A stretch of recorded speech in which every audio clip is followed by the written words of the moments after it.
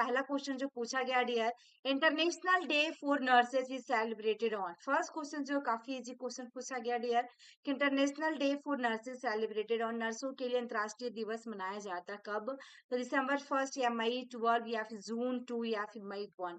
तो यहाँ पे राइट आंसर क्या होगा डियर? आपका ऑप्शन बी होगा, यानी कि 12 मई को मनाया जाता है प्रत्येक वर्ष। यहाँ पे देखा गया international nurses day celebrated on May 12 which is the birthday of किसका था? फ्लोरेंस नाइटिंगेल, ठीक है ना, 12 मई 1820 में। नेक्स्ट क्वेश्चन है डियर, देखिएगा the first school of nursing was established bye. First school का बात किया डियर, कब एस्टैब्लिश किया गया था? तो यहाँ पे देखिएगा नर्सिंग का पहला स्कूल किसके द्वारा किया गया था, ठीक है ना। First school of nursing was established bye, किनके द्वारा स्थापित किया गया था?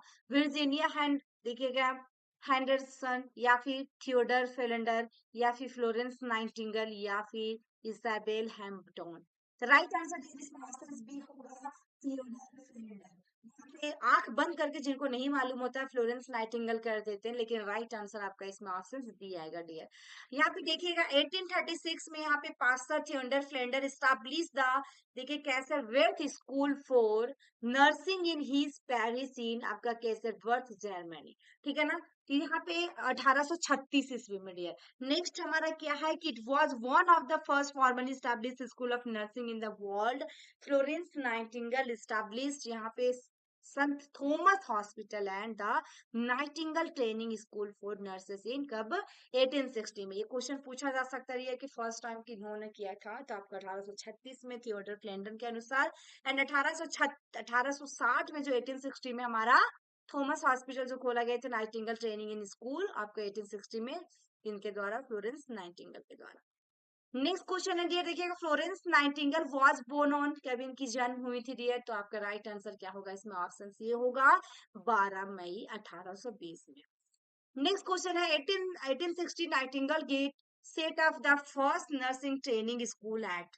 यहाँ पे नाइटिंगेल ने पहला नर्सिंग प्रशिक्षण स्कूल स्थापित किया तो सेंट थॉमस हॉस्पिटल लंदन में, यूनिवर्सिटी ऑफ देखिएगा एडिनबर्ग, या फिर पीटर्सबर्ग वर्जीनिया, या नॉन ऑफ दीज। तो राइट आंसर डियर इसमें ऑप्शन सी होगा। अभी जस्ट पहले वाले क्वेश्चंस में हमने देखा कि सेंट थॉमस हॉस्पिटल वो भी कहाँ पे? लंदन में।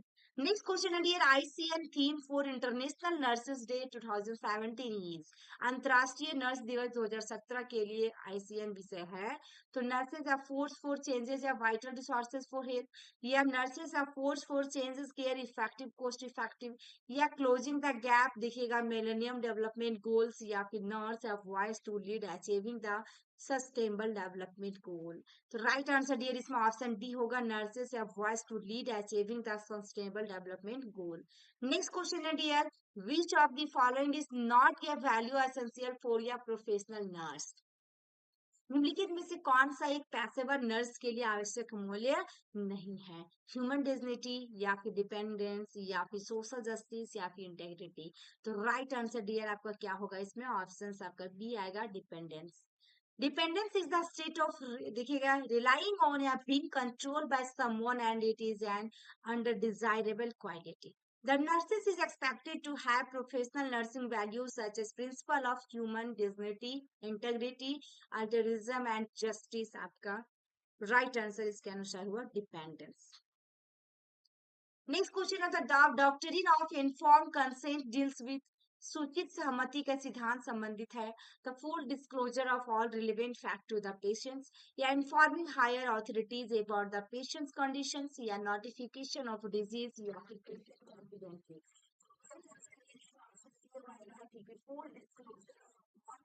facts to the patient। यहाँ पे देखिएगा inform consent is taken from the patient और significant other before conducting any type of invasive procedure to communicate full disclosure of relevant facts regarding the procedure. In this patient their attendance और inform, आपका attendance जो रहेगा inform करेगा about the conditions के बारे में the patients का along with the possible treatment strategies and the expected prognosis. तो राइट आंसर इसमें क्या हुआ डियर? ऑप्शन ए आया।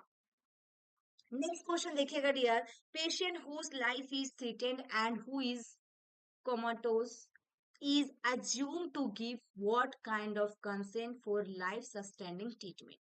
यानी जिस मरीज की जान को खतरा है और जो अचेत अवस्था में है, यह माना जाता है कि वह जीवन निर्वाह उपचार के लिए किस तरह की सहमति देता है। तो इन्फॉर्म करेगा या इम्प्लाइड करेगा, डायरेक्ट करेगा, एक्सप्रेस करेगा। तो राइट आंसर डियर इसमें ऑप्शन बी आएगा, implied.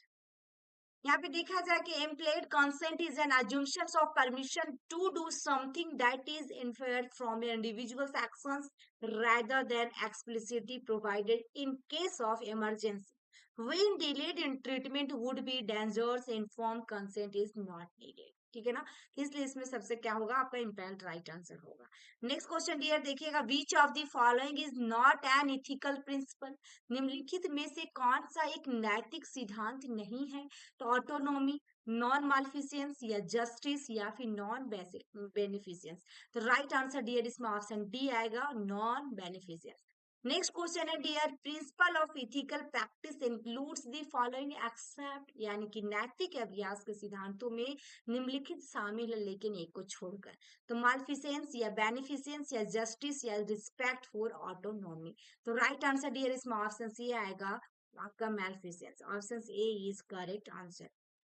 Malfeasance means to harm some and is opposite of non-malfeasance, which means to not harm. Malfeasance should not be used as principle for performing nursing action. Next हमारा non maleficence में क्या दिया, ethical principle that obligates on to not inflict international harm. Next हमारा beneficence refers to talking positive action to help others. Ethical principles include principle of respect for autonomy, principle of non maleficence, principle of beneficence, principle of justice और principle of veracity.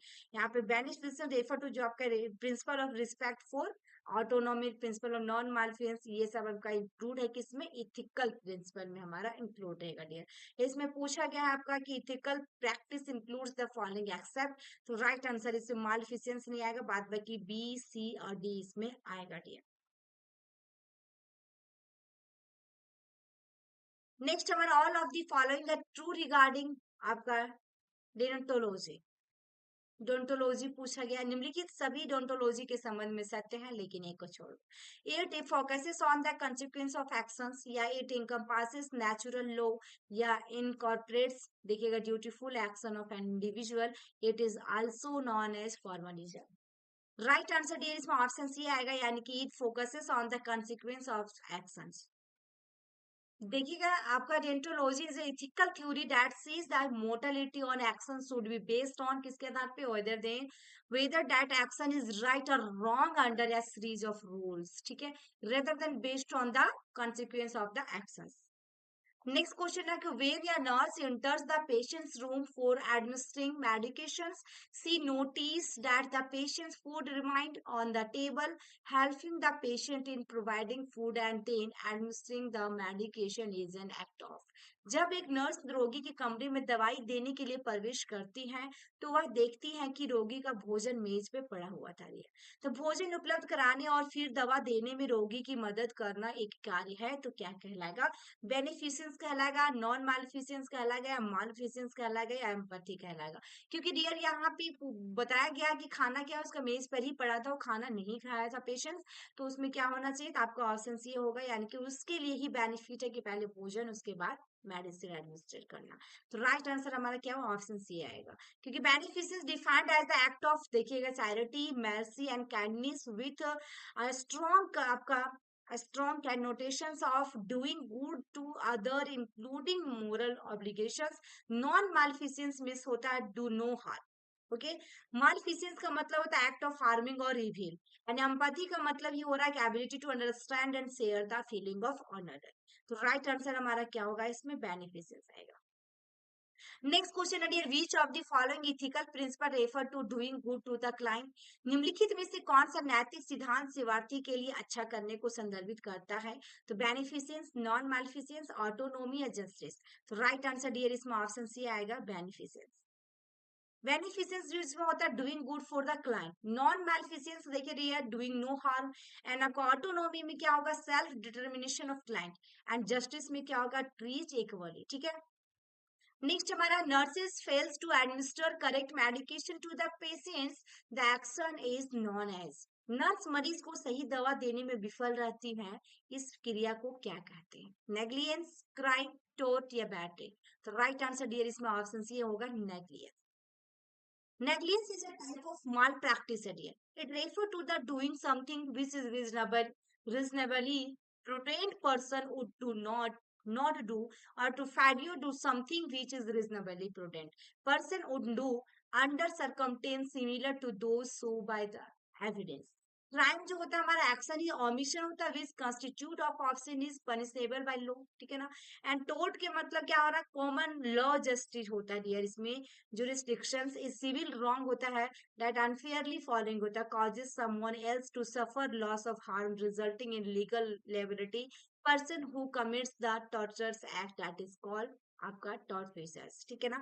Next हमारा battery में क्या होगा कि आपका अन देखिएगा unlawful होगा and unwanted touching होगा, इसमें स्ट्राइकिंग होगा और person by another which the intention जो होगा ऑफ ब्रिंगिंग अबाउट या हार्मफुल और ऑफ एक्सेसिव कॉन्टेक्ट। तो राइट आंसर इसके अनुसार क्या होगा डियर, ऑप्शन सी होगा नेग्लिजेंस। नेक्स्ट क्वेश्चन है dear, an international touching of the patient's body without concern is term, सहमति के बिना रोगी के शरीर को जानबूझकर छूना क्या कहलाता है? नेग्लिजेंस या असॉल्ट या बैटरी या माल प्रैक्टिस? तो राइट आंसर इसमें ऑप्शन सी आएगा बैटरी। नेक्स्ट क्वेश्चन है dear, immunization causes pain in child but it will also provide protection against certain disease, which of the following autonomy ethical principle is applicable here? टीकाकरण में बच्चे में दर्द होता है, ठीक है ना, लेकिन यह कुछ बीमारियों से सुरक्षा भी प्रदान करता है। लेकिन निम्नलिखित में से कौन सा आपका स्वायत्तता नैतिक सिद्धांत यहाँ लागू होता है? जस्टिस होगा, बेनिफिशियंस होगा, नॉन बेनिफिशियंस होगा, ऑटोनोमी होगा? तो राइट आंसर डियर इसमें ऑप्शन बी आएगा बेनिफिशियंस। उसके लिए बच्चे के लिए क्या है, बेनिफिट ही होगा डियर। तो इतना ही क्वेश्चन था डियर, तो आज के लास्ट क्वेश्चन था ये आपका। तो thank you for watching my video. फिर मिलते हैं नेक्स्ट वीडियो में। आई होप कि मेरी वीडियो आपको अच्छी लगी हुई है, तो लाइक कीजिएगा, शेयर कीजिएगा एंड कमेंट बॉक्स में प्यारा सा कमेंट जरूर कर